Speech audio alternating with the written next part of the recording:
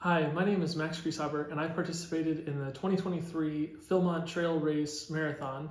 It was a fantastic event, and I just wanted to make this video to share some of the things I learned along the way and some advice for anyone who does the event in the future. I was very fortunate to go to the Philmont Scout Ranch in 2004 on a 2-week trip. I had always wanted to go back, and so I was excited when they announced the trail race event. I traveled from North Carolina to the Denver airport and then drove down to Philmont on Friday, arriving around 5 p.m. Very smooth check-in process. Everyone was great to meet. And I had a little bit of time to go to the National Scouting Museum before I kind of got settled down into one of the tents in base camp. A local Boy Scout troop had a spaghetti night fundraising dinner on Friday night, and so for a $10 donation had a fantastic pasta meal and helped carb load before the race, and it was great to meet some of the other people who were participating in the event. On Friday night, I definitely recommend anyone to bring earplugs if they're staying in the tent. There was a bit of wind, and just kind of can help you get a good night's sleep there. And then woke up Saturday morning early. The 50-mile event, I believe, started at 5 a.m. For the marathon, we met at the pavilion at 5 a.m., kind of got some instructions and got stretched out, got ready to go. And then we rode in a school bus that took us south. And then we began the marathon around 6 a.m. I wore shorts and a long sleeve shirt. I had a Camelback. I saw a lot of people had different hydration vests for the marathon. I took a headlamp with me, but I didn't really need that. And then I took a rain jacket, which came in helpful in the second half of the run. We started around 6 a.m. and when the race began, for the first mile or so, it was a flat, drivable gravel road. But then after that, there was definitely some incline, lots of rocks. It became more of a fast hike than a run, but still it was a great time, beautiful scenery, and just a really great event. There were 3 different aid stations at different camps.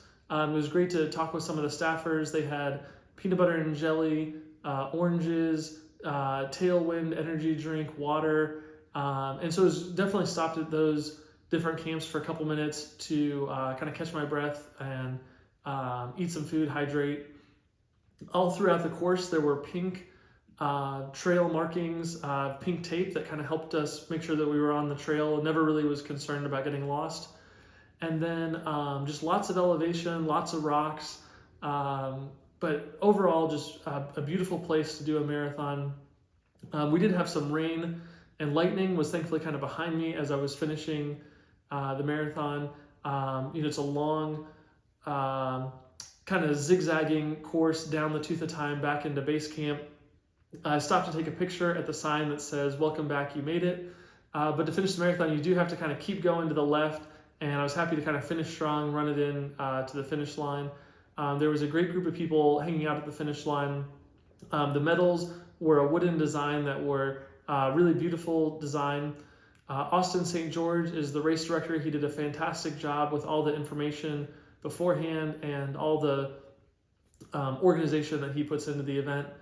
I got a t-shirt and a hat as well as the medal, and just a really great event to be a part of. Stood around and cheered for other people who were finishing the marathon, and then we also had people doing the 50-mile event who were coming in. So it was a great time there in base camp, a great opportunity to get back to Philmont. After my run, I took a shower. I went into the town of Cimarron and had dinner at the Creamy restaurant. So burger, fries, and a milkshake were great to have that night. And then just hung around Philmont. And for any advice I'd give anyone, definitely drink lots of water to adjust to the altitude. If you have the chance to get there a day or two early, that can also help you acclimate. And then also, I didn't rush it. I really enjoyed the scenery. I took a lot of pictures. For anyone who's kind of wondering about what your time will be like, I was able to run a marathon in 4 hours and 53 minutes on city streets. And some time had gone by. I was maybe in a little bit better shape. But the Philmont Marathon took me 8 hours and 3 minutes just because of so many, a lot of rocks and a lot of elevation change. But really a fantastic event. I'm thrilled that I was a part of it, and I hope to make it back to Philmont one day soon. If you have any questions, feel free to put them in the comments and I'll try and get back to you as soon as I can. But good luck to anyone who does this event in the future.